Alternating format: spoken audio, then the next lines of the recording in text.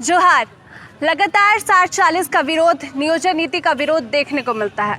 कभी सचिवालय घेराव तो कभी मुख्यमंत्री आवास का घेराव लगातार देखने को मिलता है। कभी छात्र पिटाते हैं तो कभी लाठी डंडे खाकर खून भी बहाते हैं। अब आज भी एक संगोष्ठी के माध्यम से आज कुछ आंदोलन के बारे में किया गया या फिर राजनीति के बारे में चर्चा की गई है। हम छात्रों से जानेंगे, यहाँ पे कुछ छात्र हमारे साथ हैं। आइए हम उनसे बातचीत करते हैं और जानते कि अब आगे की रणनीति क्या कुछ है, क्या है आगे का रणनीति। देखिए, आज हम लोगों ने जो 60-40 के विरोध में झारखंड का जो हम लोग हथियार आधारित नियोजन की मांग को लेकर के हम लोगों ने मुख्यतः से कई दफ़ा हम लोग को जो संविधान के तहत हमें जो अधिकार प्राप्त है, उस अधिकार के तहत हम लोगों ने बंदियाँ की, हम लोगों ने उपायुक्त के माध्यम से हम लोग राज्य सरकार को देने का काम किया। सभी विधायक को 72% विधायक को हम लोगों ने ज्ञापन से अपना समर्थन मांगने का काम किया।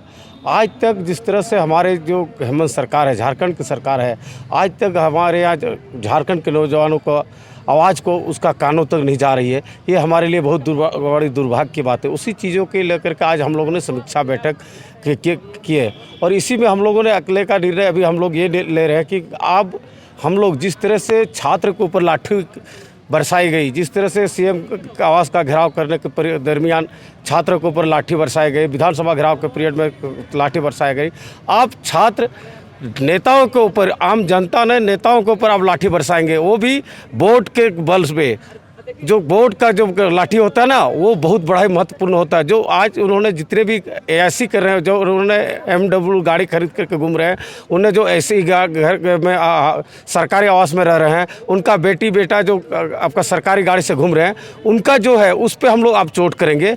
और जिस तरह से आपको बता रहे हैं कि किस तरीके से वोट के बल पर आप ये कीजिएगा। पूरी जनता, हमारे जो माँ बाप, हमारे जो हम एक किसान के बेटे हैं, एक मजदूर का बेटे हैं, हम लोग को दर्द, हमारे माँ बाप ने किस मेहनत के बल पे हमें पढ़ाया है, कितने मेहनत किया उन्होंने, बाज़ारों में जाकर के उन्होंने मेहनत मजदूरी की है, उन्होंने खेतों में, आपको पता है कि 4-5 सालों से झारखंड में खेती का क्या स्थिति रहा है। और हम लोग जो संथाल परगना से आते हैं, और संथाल परगना का स्थिति बहुत ही दयनीय है।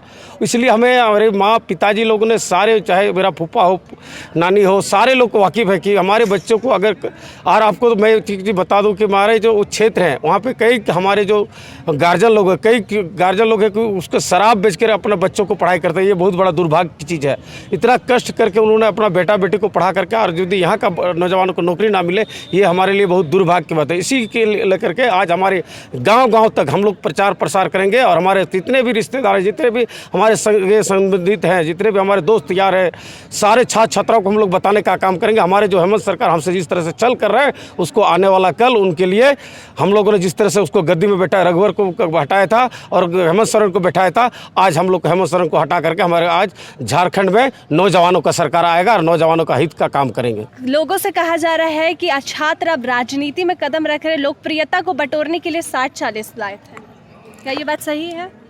ऐसा कोई बात नहीं है। ये 60-40 का जो मुद्दा है, ये सिर्फ छात्रों के लिए नहीं है, यहाँ के मूल निवासियों के लिए है। जो बुजुर्ग हो चुके हैं, उनके बेटे बेटियाँ जो कि क्लास 1 to 5 में भी पढ़ रहे हैं, उनके लिए भी ये ज़रूरी है। आज जिनका 18 वर्ष हो गया है, वो सिर्फ आंदोलन कर रहे हैं, जो कि आज एप्लीकेशन फॉर्म नौकरी के लिए भर पा रहे हैं, ठीक है।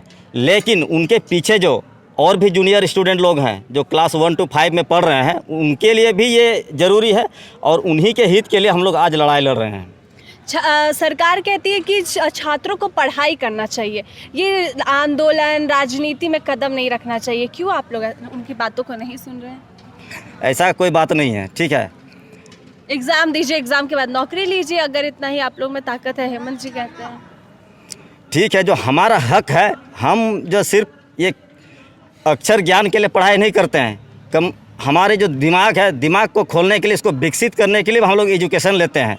कोई ज़रूरी नहीं है कि हम लोग सिर्फ पढ़ाई करें और नौकरी लें। नौकरी में भी हमारे जो हक है, हक को छीनने का काम ये हेमंत सरकार कर रही है, तो अवश्य है कि हम लोग आवाज़ उठाएंगे ही। 50 साल से जो लोग यहाँ पे बिहार से आए हुए रह रहे हैं, उनको क्या ये हक नहीं मिलना चाहिए? देखिए, उनको हक मिलना चाहिए या नहीं मिलना चाहिए। आज आपने देखा वहाँ का जो नियोजन नीति सरकार ने, नीतीश कुमार ने किया, आपने देखा ना, 1 सप्ताह के बाद पूरे बिहार जल रहे हैं। क्यों? उनको चोट लगा। हमारे भी तो कई लोग झारखंड के लोग बिहार में बसे तो होंगे। सुधारा गया ना कि बाहरी लोग भी आके उसमें भर सकते हैं, अभ्यर्थी आ सकते आप तो न्यूज देखिए, वहाँ का नीतीश सरकार बिहार का बैकफुट में आ चुके हैं। हमारे सरकार तो गूंगे बहरे सरकार हैं। हम लोगों ने आज श्यामदेव आज तक से नहीं 2012-13 से आपका नियोजन नीति का आंदोलन कर रहे हैं, और आज तक सरकार चाहे उसके पूर्ववर्ती सरकार हो या अभी वर्तमान सरकार हो, और हेमंत सोरेन को पूरा सत्ता अगर कुर्सी दिया है, उसको सीएम का कुर्सी दिया है तो संथाल ने दिया है। संथाल परगना से उसका पूरा परिवार को उनको सम्मान दिया, और आज उन्होंने क्या किया, यहाँ के संथाल क्या पूरे झारखंड का नौजवानों को नौकरी बाहरियों को देने का उन्होंने नियोजन नीति लेके आया है। आप बंगाल चले जाइए, उड़ीसा चले जाइए,